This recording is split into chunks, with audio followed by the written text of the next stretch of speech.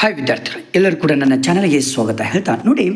Second P U C ವಿದ್ಯಾರ್ಥಿಗಳಿಗೆ ಇಲ್ಲಿ education ಎಂಬ ಒಂದು ವಿಷಯದಿಂದ ಮೋಸ್ಟ್ ಇಂಪಾರ್ಟೆಂಟ್ ನಿಮ್ಮ ಒಂದು ಪೂರಕ ಪರೀಕ್ಷೆ ಅಂದರೆ ಪ್ರಿಪ್ರೇಟರಿ ಪರೀಕ್ಷೆ ಮತ್ತು ನಿಮ್ಮ ಬೋರ್ಡ್ ಪರೀಕ್ಷೆಗೆ ಫುಲ್ ಫಿಕ್ಸ್ಡ್ ಬರುವಂತಹ ಕ್ವಶನ್ಸ್ಗಳನ್ನು ಇವತ್ತು ಈ ವಿಡಿಯೋದಲ್ಲಿ ಹೇಳ್ತಾ ಹೋಗ್ತೇನೆ. ಬನ್ನಿ, ಹಾಗಾದರೆ ಯಾರು ಕೂಡ ನೆಗ್ಲೆಕ್ಟ್ ಮಾಡದೆ ಕೊನೆವರೆಗೂ ನೋಡಿ. ಪ್ರತಿಯೊಂದು ಲೆಸನ್ನಲ್ಲಿರುವಂಥ 1 ಮಾರ್ಕ್ಸ್ 2 ಮಾರ್ಕ್ಸ್ ಆ್ಯಂಡ್ ಲಾಂಗ್ ಆನ್ಸರ್ಸ್ಗಳನ್ನು ಕೂಡ ಇಲ್ಲಿ ಕೊಡ್ತಾ ಹೋಗ್ತೇನೆ. ಸಂವೇದನೆಯ ಅರ್ಥ, ಬಾಹ್ಯ ಪ್ರಚೋದನೆಗಳು ಮೆದುಳನ್ನು ತಲುಪುವ ಪ್ರಕ್ರಿಯೆ, ಇದೊಂದು ಪ್ರಶ್ನೆ ಬರುತ್ತೆ. ಆತ್ಮದ ಹೆಬ್ಬಾಗಿಲುಗಳೇ ಸಂವೇದನೆ ಎಂದು ಹೇಳಿದವರು ಯಾರಂದರೆ ಅರಿಸ್ಟಾಟಲ್. With answer. ನಿಮ್ಮ ಬೋರ್ಡ್ ಪರೀಕ್ಷೆಗೆ ಎಷ್ಟರ ಮಟ್ಟಿಗೆ ನೀವು ಆನ್ಸರ್ಸ್ ಬರಿಬೇಕು ಅನ್ನೋದು ಕೂಡ ಇದರಲ್ಲಿ ನಿಮಗೆ ಗೊತ್ತಾಗುತ್ತೆ. ನೋಡಿ, ಇವುಗಳಲ್ಲಿ ಸಂವೇದನೆಯ ಗುಣಲಕ್ಷಣಗಳು ಯಾವುದು ಅಂತ, ಗುಣಮಟ್ಟ ಮತ್ತು ತೀವ್ರತೆ, ಇದೊಂದು ಓದ್ಕೊಳ್ಳಿ. ನೆಕ್ಸ್ಟು ಇಲ್ಲಿ ಪ್ರತ್ಯಕ್ಷ ಅನುಭವದಿಂದ ಪಡೆದ ದೃಶ್ಯವನ್ನು ಮನಸ್ಸಿನಲ್ಲಿ ರೂಪಿಸಿಕೊಳ್ಳುವ ಪ್ರಕ್ರಿಯೆ ಡ್ಯಾಶ್ ಎನ್ನುತ್ತೇವೆ, ಭಾವರೂಪನ. ನೆಕ್ಸ್ಟು ತರ್ಕಬದ್ಧ ಹಾಗೂ ವ್ಯವಸ್ಥಿತವಾಗಿ ಆಲೋಚನೆ ಮಾಡುವ ವಿಧಾನಕ್ಕೆ ಡ್ಯಾಶ್ ಎನ್ನುತ್ತೇವೆ, ಯೋಚನೆ. ತುಂಬ ಇಂಪಾರ್ಟೆಂಟ್ ಪ್ರಶ್ನೆಗಳಿದು. ನೆಕ್ಸ್ಟ್ ಇಂಪಾರ್ಟೆಂಟ್ ಇನ್ನೊಂದಿದೆ, ಸಮಸ್ಯೆ ಪರಿಹಾರ ಚಿಂತನೆಯ ಮೇಲೆ ಪ್ರಭಾವ ಬೀರುವ ಅಂಶಗಳಲ್ಲಿ ಯಾವುದು ಸರಿಯಾದ ಉತ್ತರ ಅಂದರೆ ಪರಿಣಿತಿ ಮತ್ತು ಮನಸ್ಥಿತಿ ಅಂತ ಹೇಳ್ಬೋದು. ನೆಕ್ಸ್ಟ್ ಹೊಂದಿಸಿ ಬರೆಯಲಿ ತುಂಬ ಇಂಪಾರ್ಟೆಂಟ್ ಪ್ರಶ್ನೆಗಳು. ಪೂರ್ವಾನುಭವ, ಸಾಮಾನ್ಯೀಕರಣ, ಅನುಗಮನ, ನವ್ಯ ಚಿಂತನೆ, ಆತ್ಮದ ಬಾಗಿಲು, ಇವೆಲ್ಲವೂ ಕೂಡ ತುಂಬ ಇಂಪಾರ್ಟೆಂಟ್, ಸರಿಯಾಗಿ ಸ್ಟಡಿ ಮಾಡ್ಕೊಳ್ಳಿ. ನೆಕ್ಸ್ಟು 1 ಅಂಕದ ಪ್ರಶ್ನೆಗಳು ಇಂಪಾರ್ಟೆಂಟ್ ಯಾವುದು ಅಂದರೆ, ಸಂವೇದನೆ ಎಂದರೇನು ಅಂದರೆ ಬಾಹ್ಯ ಪ್ರಚೋದನೆಗಳನ್ನು ಮೆದುಳಿಗೆ ತಲುಪಿಸುವಂತಹ ಪ್ರಕ್ರಿಯೆಯಾಗಿದೆ. ಪ್ರತ್ಯಕ್ಷ ಅನುಭವದ ವ್ಯಾಖ್ಯೆ ಬರೆಯಿರಿ ಅಂದರೆ ಖಚಿತವಾದ ಮತ್ತು ಊಹೆಗೆ ನಿಲುಕುವಂತಹ ಮನಸ್ಥಿತಿಯೇ ಪ್ರತ್ಯಕ್ಷ ಅನುಭವದ ಅಂತ ಹೇಳ್ತೀವಿ.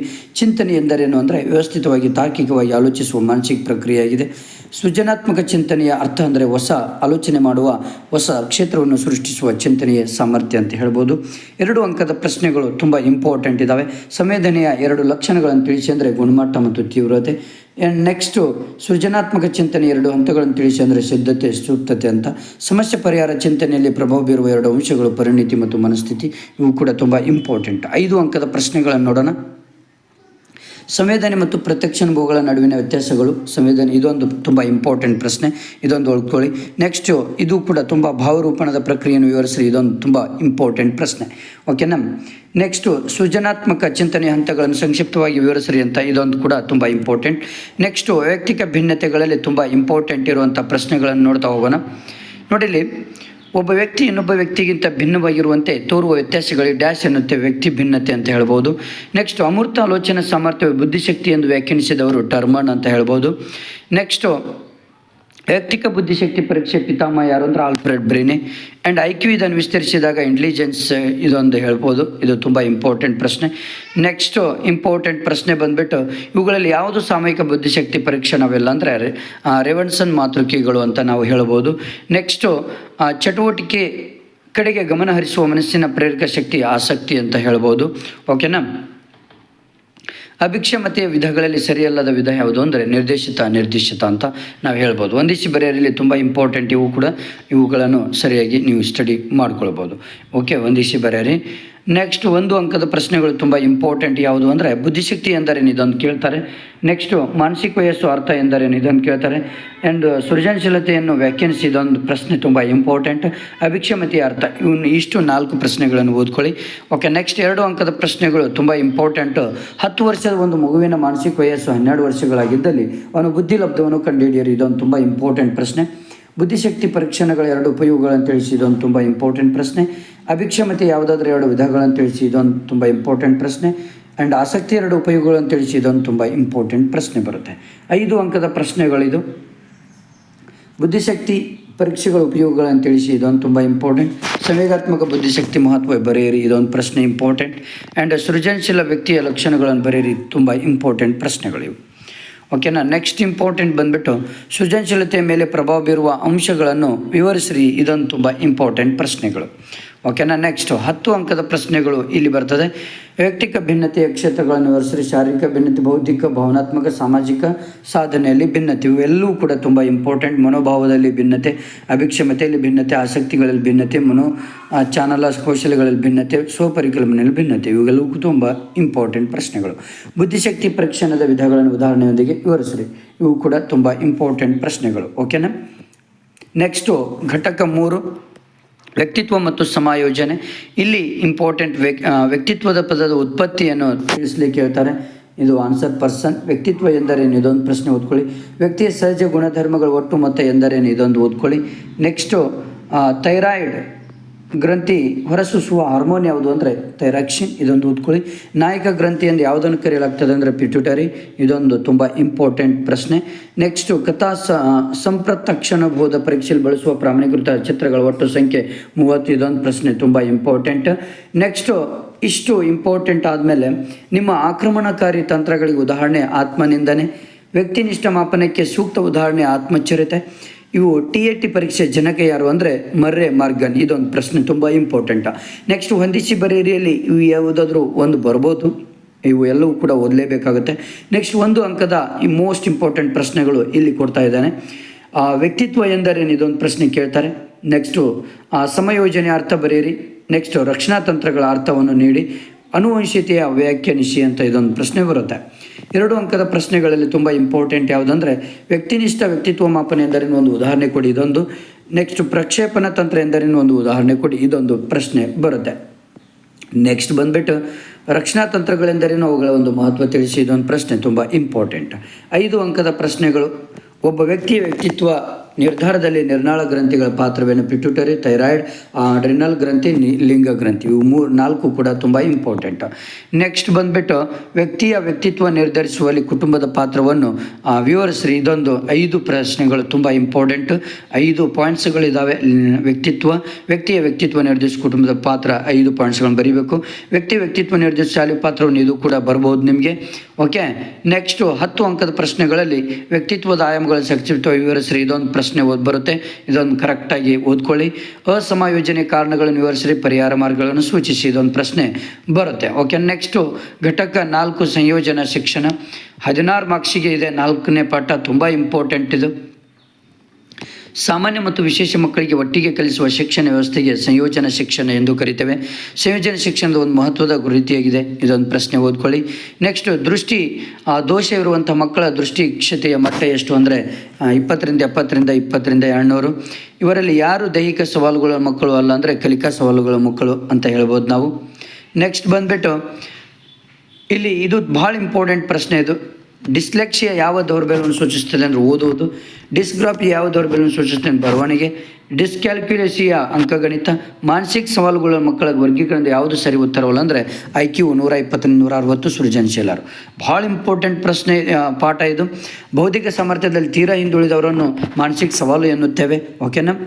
ನೆಕ್ಸ್ಟು ಶಬ್ದದ ಪರಿಮಾಣವನ್ನು ಅಳೆಯುವ ಮಾಪನ ಡೆಸಿಬಲ್. ಆ್ಯಂಡ್ ನೆಕ್ಸ್ಟ್ ಇಂಪಾರ್ಟೆಂಟ್ ಪ್ರಶ್ನೆ ಬಂದುಬಿಟ್ಟು ನಿಮ್ನ ಮಸೂರ ಹಾಗೂ ಪೀನ ಮಸೂರ ಇರುವ ಕನ್ನಡಕಗಳನ್ನು ಯಾರಿಗೆ ಬಳಸಲಾಗ್ತದೆ ಅಂದರೆ ಸಮೀಪ ದೃಷ್ಟಿ, ದೂರ ದೃಷ್ಟಿ ದೋಷ ಇರುವ ಮಕ್ಕಳಿಗೆ. ಓಕೆ. ಹೊಂದಿಸಿ ಬರೆಯಲಾಯಿತು, ಓದ್ಕೊಳ್ಳಿ. ಎಲ್ಲವೂ ಕೂಡ ಹೊಂದಿಸಿ ಬರೆಯಲು ತುಂಬ ಇಂಪಾರ್ಟೆಂಟ್ ಇದ್ದಾವೆ, ನೆನ್ಪಿಟ್ಕೊಳ್ಳಿ. ಇಲ್ಲಿ ನೋಡಿ, ಇವು ಭಾಳ ಇಂಪಾರ್ಟೆಂಟು. ಹೊಂದಿಸಿ ಬರೆಯಲು ಸರಿಯಾಗಿ ಸ್ಟಡಿ ಮಾಡ್ಕೊಳ್ಬೇಕು. 1 ಅಂಕದ ಪ್ರಶ್ನೆಗಳಲ್ಲಿ ತುಂಬ ಇಂಪಾರ್ಟೆಂಟು. ಮೂಳೆ ಕೀಲು ಸವಾಲುಗಳ ಮಕ್ಕಳೆಂದರೆ ಯಾರು? ದೃಷ್ಟಿ ದೋಷಗಳ ಮಕ್ಕಳ ದೃಷ್ಟಿ ತೀಕ್ಷ್ಣತೆ ಮಟ್ಟ ತಿಳಿಸಿ. ಮುಂದ್ಗಡೆ ಆನ್ಸರ್ ಇದೆ ಆಲ್ರೆಡಿ, ಚೆನ್ನಾಗಿ ಸ್ಟಡಿ ಮಾಡ್ಕೊಳ್ಳಿ. ಕಲಿಕಾ ಸವಾಲುಗಳ ಮಕ್ಕಳೆಂದರೆ ಯಾರು? ಸಂಯೋಜಿತ ಶಿಕ್ಷಣ ಅರ್ಥ, ಇದು ಭಾಳ ಇಂಪಾರ್ಟೆಂಟ್. ಇದು 2 ಅಂಕದ ಪ್ರಶ್ನೆಗಳು. ಸಂಯೋಜನಾ ಶಿಕ್ಷಣದ 2 ಅಂಕದ ಮಹತ್ವದ ಬರೀರಿ ಅಂದರೆ ಇವು 2 ಮಹತ್ವಗಳು. ದೃಷ್ಟಿ ಸವಾಲುಗಳ ಮಕ್ಕಳ 2 ಲಕ್ಷಣಗಳಿವು. ಶ್ರವಣ ಸವಾಲುಗಳ 1-2 ಲಕ್ಷಣಗಳು ಇವು ಎಲ್ಲವೂ ಕೂಡ. ಓಕೆನಾ. ನೆಕ್ಸ್ಟ್ ಬಂದುಬಿಟ್ಟು ಮಾನಸಿಕ ಸವಾಲುಗಳ ಮಕ್ಕಳ ವರ್ಗೀಕರಣ, ಇವೆಲ್ಲವೂ ಕೂಡ ಭಾಳ ಇಂಪಾರ್ಟೆಂಟ್ ಪ್ರಶ್ನೆಗಳು. 5 ಅಂಕದ ಪ್ರಶ್ನೆಗಳು ಭಾಳ ಇಂಪಾರ್ಟೆಂಟ್. ಇದು ಬರಲಿಲ್ಲ ಅಂದರೆ ಶ್ರವಣ ಸಾಮರ್ಥ್ಯ ಸವಾಲುಗಳು ಮಕ್ಕಳ ಗುಣಲಕ್ಷಣಗಳು ಬರೀರಿ ಅಂತ ಹೇಳ್ತಾರೆ.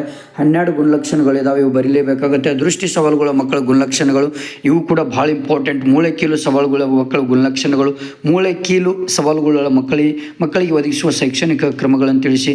ಭಾಳ ಇಂಪಾರ್ಟೆಂಟ್ ಇದು ಪಾಠ. ಇವೆಲ್ಲವೂ ಕೊಟ್ಟಿದ್ದನ್ನು ಕರೆಕ್ಟಾಗಿ ನೀವು ಸ್ಟಡಿ ಮಾಡ್ಕೊಳ್ಬೇಕಾಗತ್ತೆ. ಓಕೆ. ನೆಕ್ಸ್ಟ್ ಘಟಕ 5 ಶಿಕ್ಷಣದಲ್ಲಿ ಪ್ರಚಲಿತ ಒಲಗಳು. ಈ ಪಾಠದಿಂದಲೂ ಕೂಡ 17 ಮಾರ್ಕ್ಸ್ ಬರುತ್ತೆ, ನೋಡಿ ನೆನ್ಪಿಟ್ಕೊಳ್ಳಿ. ಇದು ಕೂಡ ಭಾಳ ಇಂಪಾರ್ಟೆಂಟ್. ಯಾವುದೇ ಭೇದ ಭಾವ ಇಲ್ಲದೆ ಎಲ್ಲರೂ ಹೊಂದಿರಬೇಕಾದ ಮೂಲಭೂತ ಮಕ್ಕಳಿಗೆ ಮಾನವ ಹಕ್ಕುಗಳೆಂದು ಕರಿತೇವೆ. ಅಂತಾರಾಷ್ಟ್ರೀಯ ಮಾನವ ಹಕ್ಕುಗಳ ದಿನ ಡಿಸೆಂಬರ್ 10. ಮಾನವ ಹಕ್ಕುಗಳಿಗೆ ಒಂದು ಉತ್ತಮ ಉದಾಹರಣೆ ಭದ್ರತೆ ಹಕ್ಕು.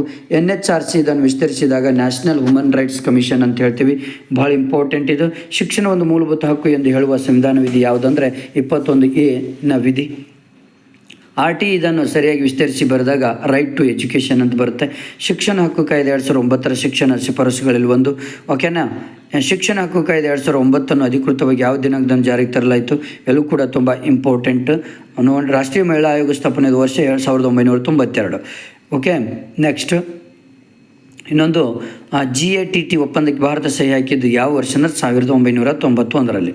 ಓಕೆ. ಭಾರತದ ಗ್ಯಾಟ್ ಒಪ್ಪಂದಕ್ಕೆ ಸಹಿ ಹಾಕುವ ಸಮಯದಲ್ಲಿ ಭಾರತದ ಪ್ರಧಾನಿ PV ನರಸಿಂಹರಾವ್ ಮತ್ತು ಹಣಕಾಸು ಮಂತ್ರಿ ಮನಮೋಹನ್ ಸಿಂಗ್ ರವರು ಇದ್ದರು.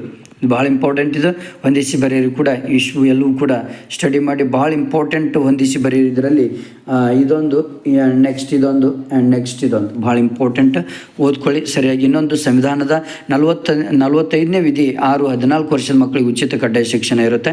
1 ಅಂಕದ ಪ್ರಶ್ನೆಗಳು ಭಾಳ ಇಂಪಾರ್ಟೆಂಟ್, ಇವೆಲ್ಲವೂ ಕೂಡ ಸ್ಟಡಿ ಮಾಡಿ. 2 ಅಂಕದ ಪ್ರಶ್ನೆಗಳು ಇಂಪಾರ್ಟೆಂಟ್, ಇವೆಲ್ಲವೂ ಕೂಡ ಸರಿಯಾಗಿ ಸ್ಟಡಿ ಮಾಡಿಕೊಳ್ಳಲೇಬೇಕಾಗುತ್ತೆ. ಬಟ್ 5 ಅಂಕದ ಪ್ರಶ್ನೆಗಳು ರಾಷ್ಟ್ರೀಯ ಮಾನವ ಹಕ್ಕುಗಳ ಆಯೋಗದ ಕಾರ್ಯಗಳನ್ನು ಇದೊಂದು ಓದ್ಕೊಳ್ಳಿ. ನೆಕ್ಸ್ಟು ರಾಷ್ಟ್ರೀಯ ಮಕ್ಕಳ ಹಕ್ಕುಗಳ ರಕ್ಷಣಾ ಆಯೋಗದ ಕಾರ್ಯಗಳನ್ನು ವಿವರಿಸ್ರಿ, ಇದೊಂದು ಓದ್ಕೊಳ್ಳಿ.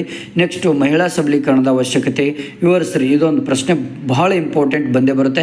ರಾಷ್ಟ್ರೀಯ ಮಹಿಳಾ ಆಯೋಗದ NSW ಕಾರ್ಯಗಳನ್ನು ವಿವರಿಸ್ರಿ, ಇಷ್ಟು ಇಂಪಾರ್ಟೆಂಟ್. 10 ಅಂಕದ ಪ್ರಶ್ನೆಗಳು ಮಹಿಳಾ ಸಬಲೀಕರಣ ಎಂದರೆ ಮಹಿಳಾ ಸಬಲೀಕರಣ ಕಾರ್ಯತಂತ್ರಗಳನ್ನು ವಿವರಿಸ್ರಿ, ಇದೊಂದು ಓದ್ಕೊಳ್ಳಿ. ಶಿಕ್ಷಣದ ಮೇಲೆ ಜಾಗತೀಕರಣ ಸಕಾರಾತ್ಮಕ ನಕಾರಾತ್ಮಕ ಪರಿಣಾಮಗಳನ್ನು ವಿವರಿಸ್ರಿ. ಆಲ್ರೆಡಿ ವಿತ್ ಆನ್ಸರ್ಸ್ಗಳನ್ನು ಕೊಟ್ಟಿದ್ದೇನೆ, ಸರಿಯಾಗಿ ಸ್ಟಡಿ ಮಾಡಿ ನಿಮ್ಮ ಫ್ರೆಂಡ್ಸಿಗೆ ಶೇರ್ ಮಾಡಿ. ಹಾಗೆ ನನ್ನ ಒಂದು ಚಾನಲನ್ನು ಸಬ್ಸ್ಕ್ರೈಬ್ ಮಾಡೋದನ್ನು ಮಾತ್ರ ಮರೆಯಲಿಕ್ಕೆ ಹೋಗಬೇಡಿ, ಯಾಕಂದರೆ ಇದು ನಿಮ್ಮ ಪ್ರಿಪರೇಟರಿ ಎಕ್ಸಾಮ್ ಮತ್ತು ನಿಮ್ಮ ಬೋರ್ಡ್ ಪರೀಕ್ಷೆಗೆ ಮೋಸ್ಟ್ ಇಂಪಾರ್ಟೆಂಟ್ ಇದು. ನೆಕ್ಸ್ಟು ಶಿಕ್ಷಣದಲ್ಲಿ ನಿರ್ವಹಣೆ ಮತ್ತು ಗಿಡಮಟ್ಟ, ಇವು ಕೂಡ ಇಂಪಾರ್ಟೆಂಟ್. ಲಾಸ್ಟಿಗೆ ನಿಮಗೆ ನೀವಿಷ್ಟು ನಾನು ಹೇಳಿದಂಥ ಕ್ವಶನ್ಸ್ಗಳನ್ನು ಓದಿದರೆ ಸಾಕು, ಆಲ್ಮೋಸ್ಟ್ ನಿಮಗೆ ಆರಾಮಾಗಿ 70 ಅಬೌವ್ ಬಂದೇ ಬರ್ತದೆ. ಕೊನೆಗೆ ನಿಮಗೆ ಒಂದು ಪ್ರಾಬ್ಲಮ್ ಇರುತ್ತೆ, ಅದು ಲೆಕ್ಕಗಳು ಬರ್ತದೆ. ಆ ಲೆಕ್ಕಗಳನ್ನು ಕೂಡ ನೀವು ನಿರ್ವಹಣೆ ಕ್ವಶನ್ ವಿವರಿಸ್ರಿ. ಇದೊಂದು ಸಂವಹನ ಒಂದು ಇಂಪಾರ್ಟೆಂಟ್, ಇದು ಸಂವಹನದಲ್ಲಿ ಇಂಪಾರ್ಟೆಂಟ್. ಮಧ್ಯಮ ದೋಷ ಇವೆಲ್ಲ 1 ಮಾರ್ಕ್ಸ್ 2 ಮಾರ್ಕ್ಸ್ ಓದ್ಕೊಳ್ಳಿ, ನೋ ಪ್ರಾಬ್ಲಮ್. ಓಕೆನಾ.